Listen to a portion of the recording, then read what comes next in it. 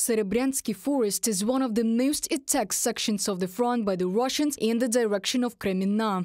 We're trying to move very fast because even guys right now staying close to defense constructions. This is the forest, but this forest almost all destroyed by Russian strikes and even aviation working here. The first line of Ukrainian defense forces repels up to 5 Russian assaults every day here. The infantry cannot cope with this on its own. Therefore, even in the west, where the aerial reconnaissance always tries to lift drones into the sky. The situation is difficult. What do you see? You are our eyes. We see everything. We see movement. There have been assaults recently. We helped fight them off. The situation is difficult. The weather is bad. Electromagnetic warfare is difficult to work with. There are a lot of them now.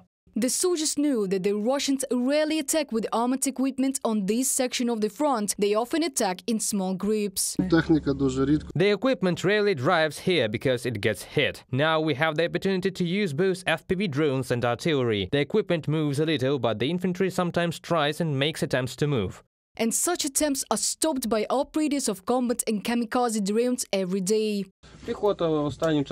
Lately we have been destroying a lot of infantry's communication equipment, antennas and everything else. Incapacitating enemy personnel even with minor wounds is already a good result, the defenders say. A combat drone does not fly to work on its own. At least 2 more drones are correcting its movement. Mavic drone picks up a repeater, then transmits frequencies. That is so as not to lose it? Yes, so as not to lose the drone board and to improve communication. Is it effective? Yes. Ukrainian soldiers know that in the current war, attack UAVs are one of the best weapons for deterrence of the enemy. Soldiers have learned to use disposable drones for multiple missions. Now, for example, a drone costing several $100 can cause multi-million-dollar damage to the enemy.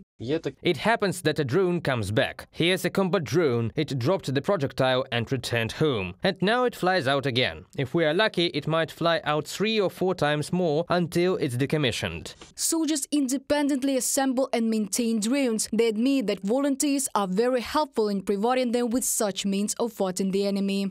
Drone departure.